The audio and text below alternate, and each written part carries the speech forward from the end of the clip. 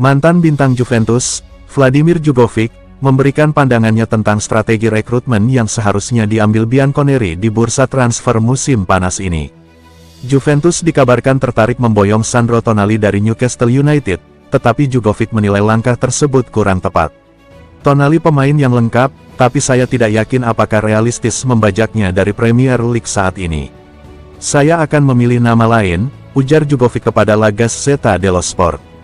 Menurutnya, alih-alih mengejar gelandang seperti Sandro Tonali, Juventus harus memberi kesempatan kedua pada Teun Koopmeiners untuk bangkit setelah musim pertamanya yang kurang memuaskan di Turin. Juventus sudah punya Koopmeiners, yang dibeli setahun lalu dengan harga lebih dari 50 juta euro. Di Atalanta, dia adalah starter reguler, bahkan di lini tengah. Saya akan mendorong agar Koop diberi kesempatan bangkit, dipasangkan dengan Thuram. Pemain Prancis itu punya kualitas menarik, tapi di Juventus, yang penting konsistensi dan kemenangan. Dulu, saya dijual setelah kalah di final Liga Champions melawan Borussia Dortmund. Saat itu, jadi runner-up dianggap bencana, kenang legenda Serbia itu. Juventus baru-baru ini menolak tawaran mendekati 80 juta euro dari Chelsea untuk bintang muda mereka, Kenan Yildiz. Menurut Jugovic, keputusan itu justru menambah beban di pundak sang pemain. Dulu tidak ada pemain yang tidak bisa dijual, tapi kami tetap menang. Pikirkan penjualan Boksic, Vieri, bahkan Zidane, kata Jugovic. Dengan menolak tawaran Chelsea, manajemen sebenarnya memberi tanggung jawab lebih besar pada Yildiz. Sementara itu, Dusan Vlahovic terus dikaitkan dengan kepindahan dari Allianz Stadium. Jugovic berharap situasi ini segera menemui titik terang. Saya harap ada solusi cepat, demi kepentingan semua pihak. Ini bab yang harus segera ditutup. Sisanya adalah pilihan pribadi, pungkasnya. Bursa transfer musim panas 2025 resmi dibuka pada tanggal 1 Juli dan klub-klub besar Eropa langsung bergerak cepat mengamankan pemain incarannya.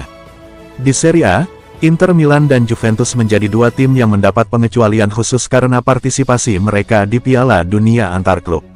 Inter memanfaatkan periode transfer awal dengan merekrut Petar Sucic dari Dinamo Zagreb dan Luis Henrique dari Marseille. Sementara itu, Juventus fokus membenahi struktur internal. Klub asal Turin tersebut menunjuk Damien Comolli sebagai general manager yang bertugas merekrut direktur olahraga dan direktur teknis baru. Di sisi pemain, Bianconeri telah menyelesaikan transfer perdana dengan mendatangkan Jonathan David. Namun, perhatian kini tertuju pada masa depan Randal Kolo Muani. Penyerang internasional Prancis itu tampil impresif selama masa pinjaman singkatnya di Juventus, mencetak 10 gol dan 2 assist hanya dalam 6 bulan. Kolo Muani sendiri ingin tetap bermain di Serie A, tetapi negosiasi antara Juventus dan Paris Saint-Germain (PSG) masih menemui jalan buntu. PSG, yang menggelontorkan hampir 95 juta euro untuk mendatangkannya pada 2023, tidak ingin menjual dengan harga rugi. Juventus mengajukan skema peminjaman baru dengan opsi atau kewajiban beli sekitar 50 juta euro. Sayangnya, tawaran ini belum memuaskan manajemen PSG. Di tengah kebuntuan ini, klub-klub Liga Inggris mulai menunjukkan ketertarikan. Tottenham Hotspur, Manchester United, dan Newcastle United disebut memantau situasi dengan seksama. Spurs tampaknya menjadi kandidat paling serius, dengan rumor bahwa mereka akan segera mengajukan penawaran resmi. Jika tawaran Tottenham terbukti menarik, Juventus bisa kehilangan kesempatan mempertahankan sang pemain.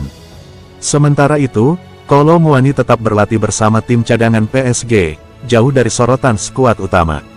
Keputusan akhir mengenai masa depan Kolo Muani diperkirakan akan diumumkan dalam beberapa hari mendatang. Akankah ia melanjutkan petualangannya di Serie A, atau memilih tantangan baru di Premier League?